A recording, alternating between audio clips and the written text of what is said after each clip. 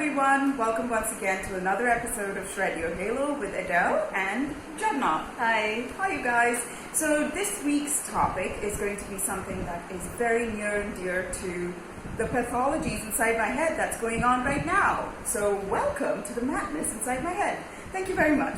I was thinking a lot and talking as well with Jharna a lot about our personal energy and what happens to it, where is it coming from, what do we do with it, and how it defines our destiny. So you want to contribute to all the discussions we had regarding it? Yeah. So energy, the most basic definition of energy is the ability to do something. It's how we change things or how we move things. So when it comes to personal energy, it's about what energy feels like for you. I think at the most basic level, it's the ability to create something. And my personal energy, it's a very curious type of energy. Like, I want to find out new things. I want to be able to contribute to things and see where that energy takes me.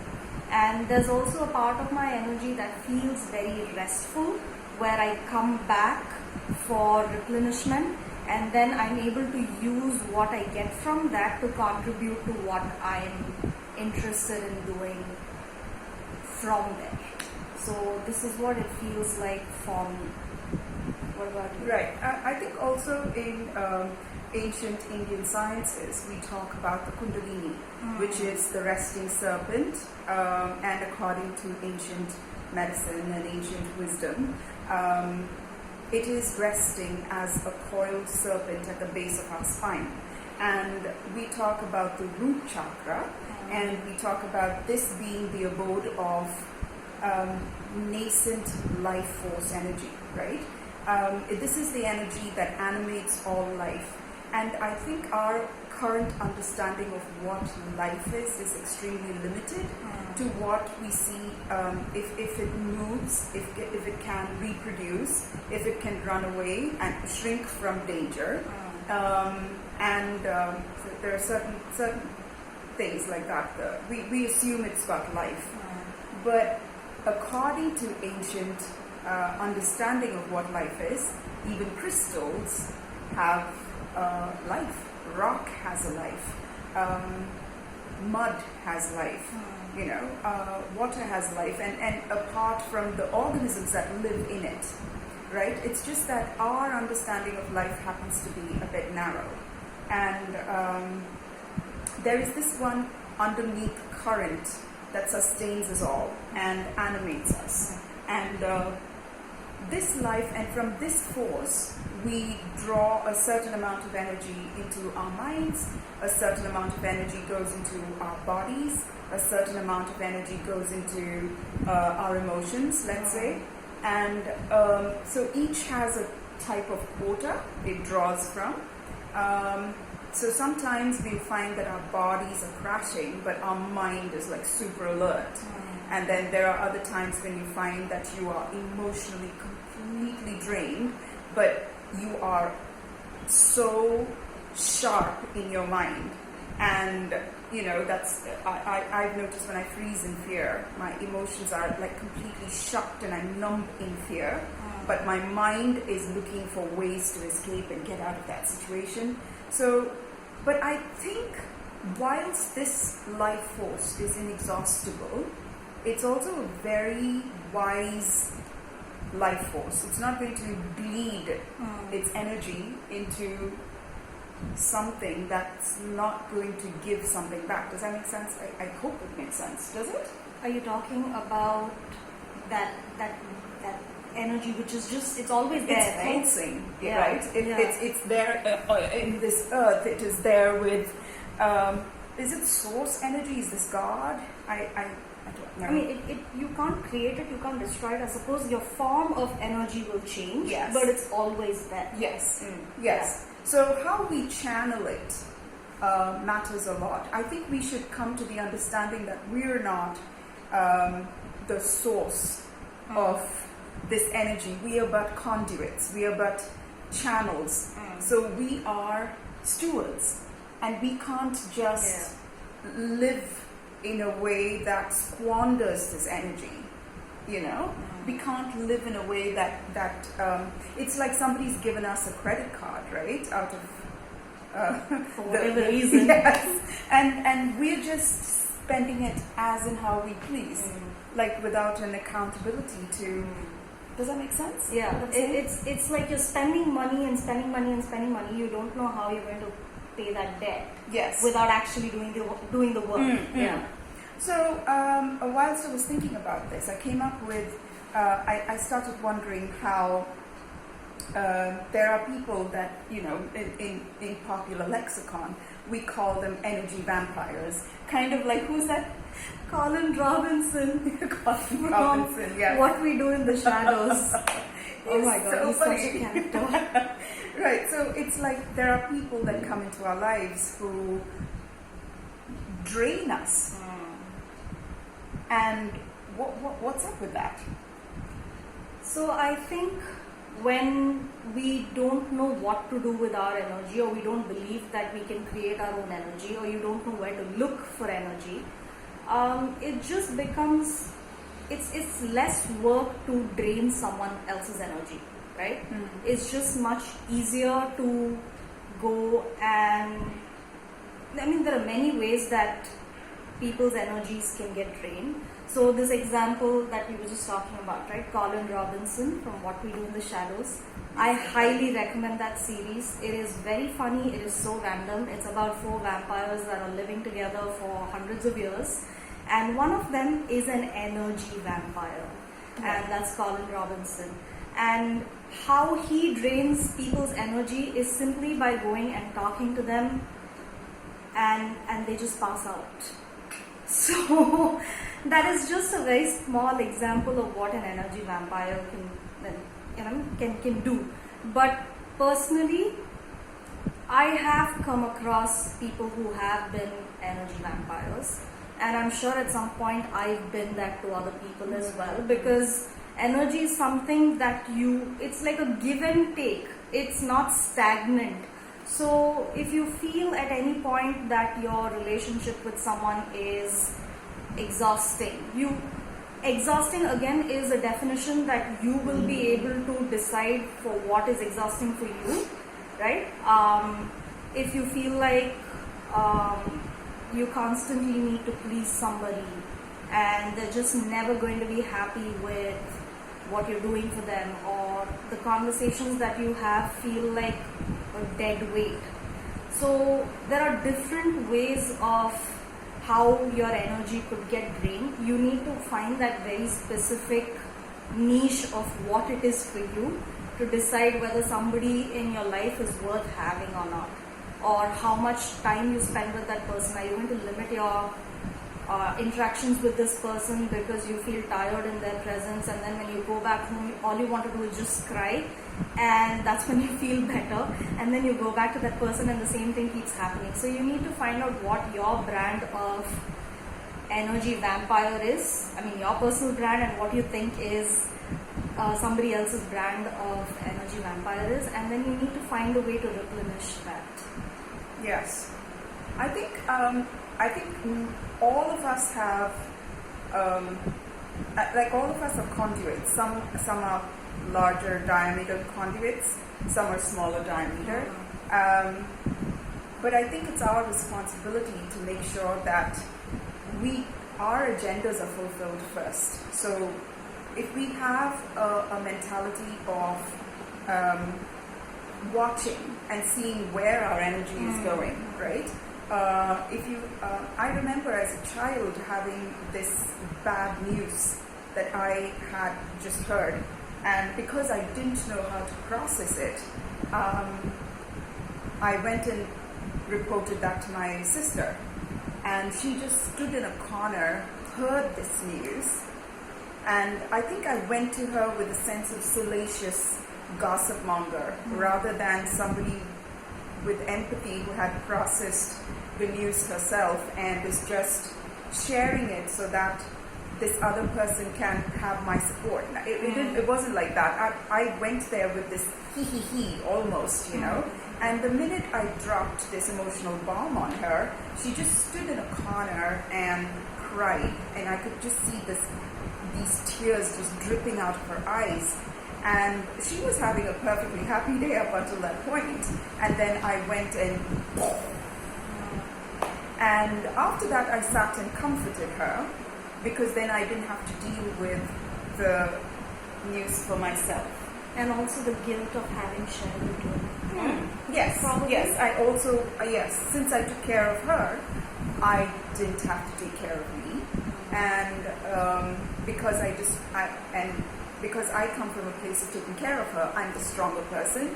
So watch who is giving you what type of news consistently. Yes, absolutely. Right? If there are people who are consistently coming to us with news of, right, we all know about the COVID-19. We're all quarantined. We get it. Calm down. If at the end of this conversation with this person, you come out thinking, fuck, may as well give up right now. There's a chance that this person is trying to give you what they are, which is hopeless. So they are trying to make you hopeless as well, right? We will do something called leveling. In psychological terms, that's called leveling.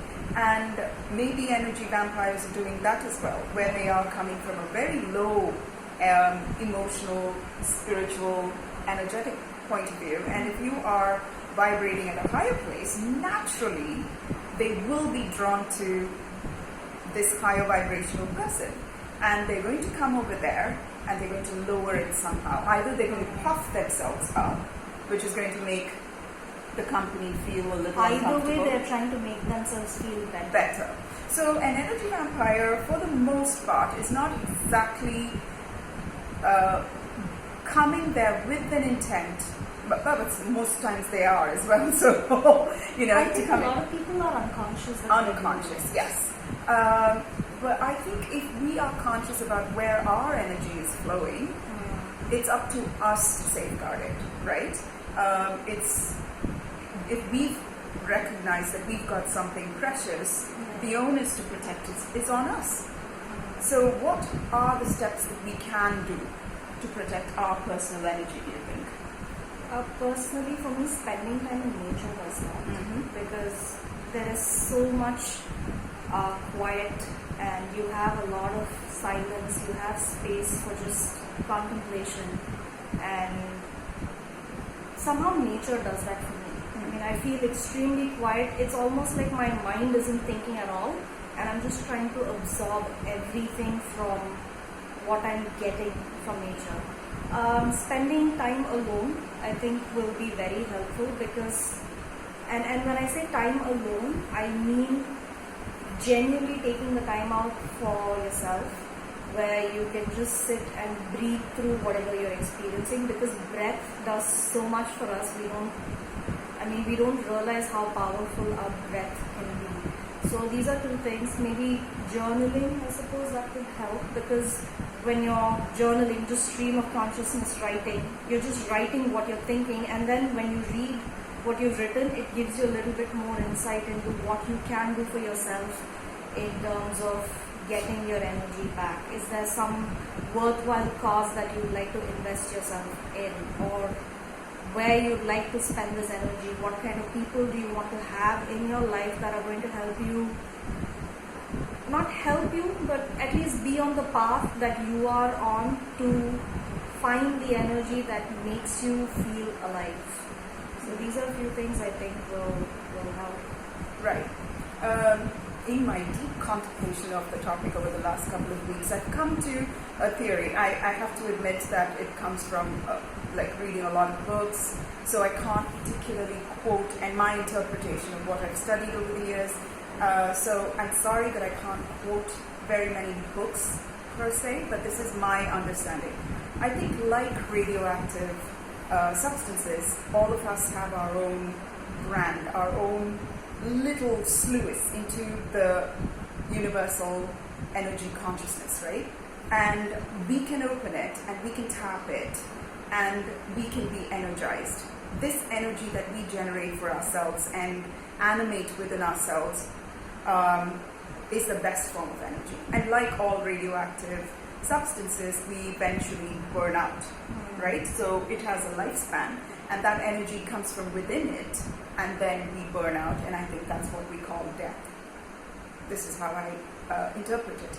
And then there are other means which are very, very kind and gentle and soft footsteps on the earth kind of methods to draw energy within ourselves, which is spending time in nature, because nature vibrates at a frequency that is not in any way lessened or increased by our moods, right? So it's like bringing two tuning forks together. Like one tuning fork is vibrating at a higher frequency, another lower one is vibrating at a lower frequency, and when you keep it together, they kind of equalize. And when they equalize, the lower one is usually increased and the higher one decreases for them to equalize. Unlike that, in nature, including crystals, including rocks, including water, including plants, they vibrate at a frequency that is not going to be lowered because we are there, right? So if you're sad and you go to a place that is natural, chances are we will elevate ourselves with no danger to anything around, because their consciousness is different from ours.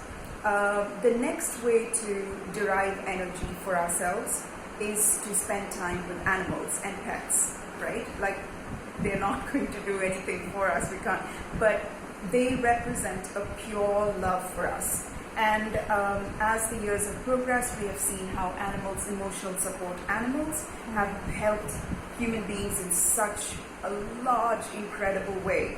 And therefore, vibrating at the frequency of your pet animal, and as a dog lover, I do know, I can attest for it, is wonderful. I would also recommend meditation. Meditation is the best way to kind of, like, if we could get like a nanosecond of quiet, wherein we are not spending the amount of energy that we have, spending it. If we can quiet our mind and our emotions and be just still for a second, for a span of a second, we can touch the heart of God, which I think is the source of all energy, and we are energized. And these are, and then of course, there are very, very harmful ways in which to take energy, right? From another person. I can come in and I can see somebody who's happy, and I want that happiness, but I'm not happy. So I'm going to mess with her happiness, you know. And also so, backhanded compliments. Oh, negging. Yes. Oh my God. Yes. So there are lots of ways in which a high energy person can be vulnerable. So it is our responsibility to make sure we protect ourselves. But the odds are stacked against us, you see, because the first energy vampires were our parents. Right? Yeah, you have to unwind all of that so you can slowly start understanding what your own personal energy is. Yes. And when you're children, we always talk about how children are parasites almost from their parents, but we understand, why do parents have children in the first place? Most children are born with a job. I know I was born with a job, and my job was to get all the attention that we could. I mean, that's how children are built, no?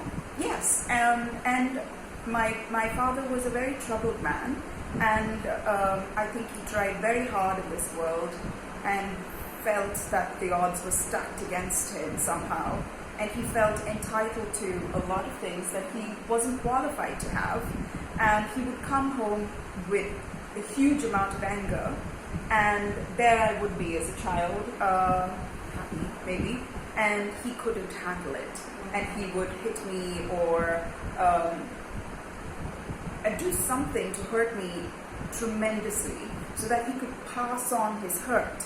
And once he has passed it on, and my energy has diminished, it makes him feel better. So we constantly talk about hurting people. This is not to excuse bad behavior, no. But I think a lot of energy vampires, and it starts with our parents, and then we are taught that we love our parents. This is love, and we have to like follow everything that they say. Everything they say is gospel truth. So you grow up with a fucked up mentality that energy vampires are actually good. And is it any wonder that we walk into more and more energy vampires, right? It's like we're all ricocheting off of each Oh other. God, yes. And then the second energy vampire would be teachers in school. Oh, yeah. Because if you're original and if you're doing something different, and it's not their fault, they're got like 40, 50 students in the classroom, and there's this one special child that needs special attention. But it's not just that. I mean, sometimes I feel like even the teachers, they probably get triggered by some kids. Oh, yes. And then they choose to focus on how well or not well to treat that child. So Yes.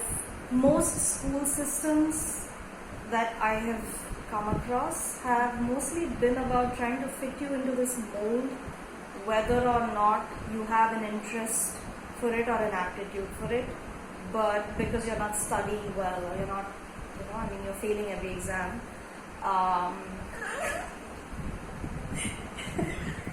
Oh, the shy is coming! Yeah, so they just assume that all children are the same, and they do whatever they can to either break you or shame you, because shaming kids is just so common in school cultures. And I think shame is also a very, very big factor that contributes to being an energy vampire. Yes. Because oh, yeah. that is the root for all of our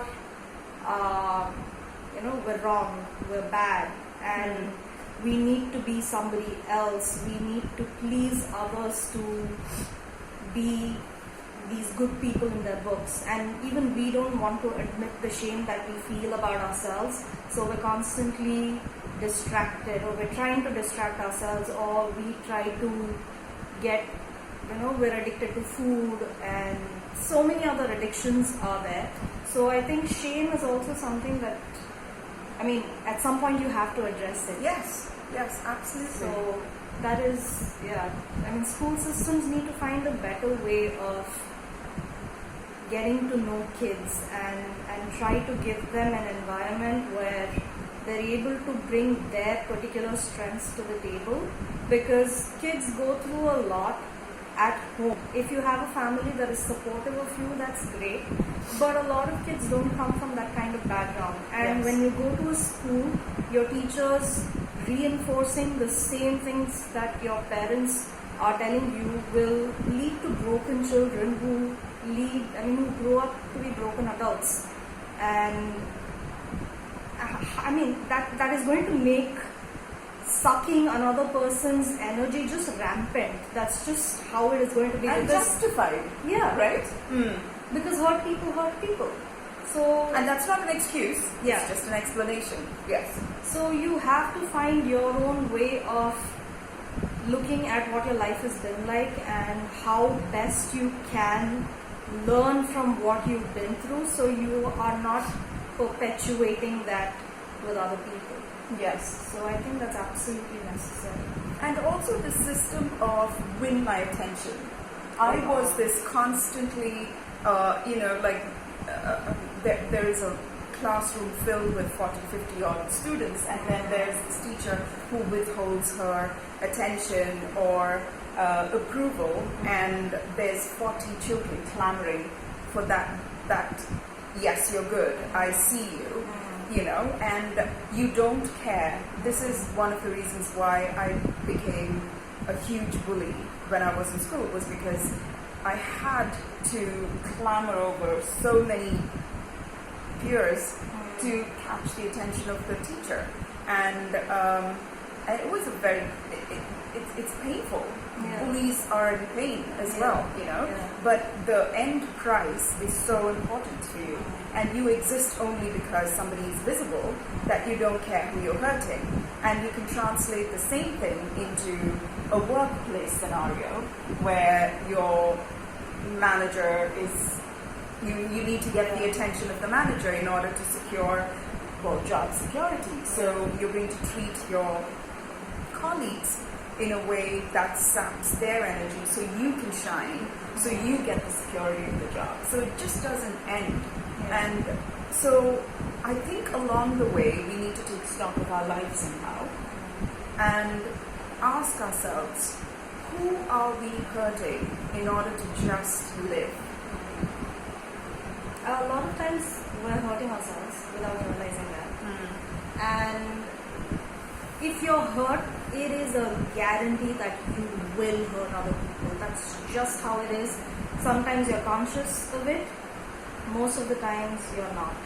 Because we make people feel the way who we are. Yeah. I feel bad, so you feel bad. Yes. And then we can share and feel pity for ourselves. And, this is what will define our relationship. And it'll become like this codependent relationship, because that is how a lot of relationships are, right? You bond over the one thing that both of you are failing at. That's right. Yeah. So, very important to take stock of your life. Very important to work on realizing your own worth. Yes. And doing things that make you genuinely feel good, because how else will you know what you're capable of? Because sometimes understanding what you are worth, that could be your first step of understanding self-worth. Doing things for yourself that make you feel happy, or contributing to the society in some way that makes you feel seen, and then slowly you can work your way inward. Sometimes you have to start on the outside to really see what's happening on the inside. Yeah. And I think it is our responsibility, like, how do we safeguard this energy, right? Because if there is this... just thinking, barbed wire all around. That's one way, I suppose. There is this scary statistic that says only 5% of the world's population is self-aware, which means that we're going to be abutting against almost... it's guaranteed that 95% of the people we're going to be butting heads with are unconscious of their shadows, and they're going to feed their shadows through you somehow. So I think if we have a sense of what's in it for me, you're coming for me, you're trying to be my friend, or you're trying to date me, or you're trying to get back together with me, what's in it for me? Yeah. And that's not a bad way to be. And especially for women growing up in this culture where you're brought up almost like this sacrificial lamb. You have to be nice. Yeah, you have to be good. And your worth is measured only by how much you can sacrifice. We have to ask ourselves this question constantly and be comfortable with it. And we get comfortable with what's in it for me, that question, only if we have developed a core of self-worth. So how we go about it is our personal journey, will be the story of our victory, right? But I want you to, more than anything else, take control of the fact that you are the guardian of this energy that is flowing out of you. And it is inexhaustible, and it will get bigger and more, provided we plug all the holes in the tubes that we really are, right? We are nothing but tubes through which that energy flows out into the universe. So, and like Jharna mentioned in the beginning of this chat, we know our energy is flowing well when there is a lot of creative endeavors that come out of us. One of the foundations of this particular energy is creativity. This ability to create things, create a relationship where there was none. create a bond where there was none, create a piece of art, a piece of music. It's a source of inspiration. So if we live in the midst of that inspiration for more days than we don't, we can use that as a kind of like a milestone to understand that, oh yeah, we're getting better at blocking all the leaks, right? And it does mean, I suppose, do you think that will make us a bit lonely, do you think? I don't think so. Imagine if you're content with that energy that you're able to generate for yourself. I mean, with the few times that I've been able to experience it for myself, I felt like this was all I needed. But at the same time, it's important to find people who are on that kind of journey, so you can still talk to others, share your journey with others, because at the end of the day, we're human beings, we're not islands, you need social connection. That's just how it is. Yes. But it is very important to find that connection with yourself before you can make that relationship work with somebody else. Because if you do not find that source that you're talking about, how are you going to bring a sense of health into your relationship? Because you will end up being an energy vampire. Yes. If you don't know yourself, you will always aspire to be somebody else. You will always aspire to do things for the other person. It becomes all about them, but at the end of the day, it's still about you, because you're making it about them, and you talk about how I've been this person sacrificing everything. So, no, I don't think we'll get lonely. I think we'll just get very comfortable with who we are, and it will bring the right people into our lives, I feel. Yeah. I'm going to have to agree, because I haven't experienced this as much as I would like. I'm hoping, because most of the literature that I've read have said the same thing as well. I've also experienced it in fleeting moments. So maybe I'm holding on to what I know quite so much, only because letting go of what I know means free falling into the unknown. There is this really nice quote, which I'm not going to quote verbatim, because I don't do that. I sucked at annotation when I was in school. I sucked big time. But anyway, so the quotation from this Tibetan Buddhist monk is, you are free falling in space, and there is no parachute. That is the bad news. But the good news is there's no ground. So with that hopefully optimistic note, we bid you farewell. And thank you so much for joining us. And if you like this video, please feel free to leave a comment, say a hi, post your queries. Please share this video with people you like, and also the ones that you don't like, maybe to an energy vampire. So please think about this, because this is not about world peace. This is not about putting on the outside that which you don't feel on the inside first. It is about feeling on the inside a kernel of the universal truth and projecting it out in a larger sphere on the outside, and as a result the world becomes a better place to live in. Yeah. And not taking from the world more than what we can give it. And as you know, in the midst of this pandemic, these are the thoughts that have to run through our mind. And for the people that have stayed alone by themselves for such a large span of time, our sympathies are with you, and I hope that when you come out and you find and you walk into people that replenish you and habits that sustain us all. So thank you so much for joining us. Please like and subscribe for more videos like this once every 2 weeks. Love you all. Bye. This is Edel, and this is Jharna signing off on Radio Halo. Bye-bye.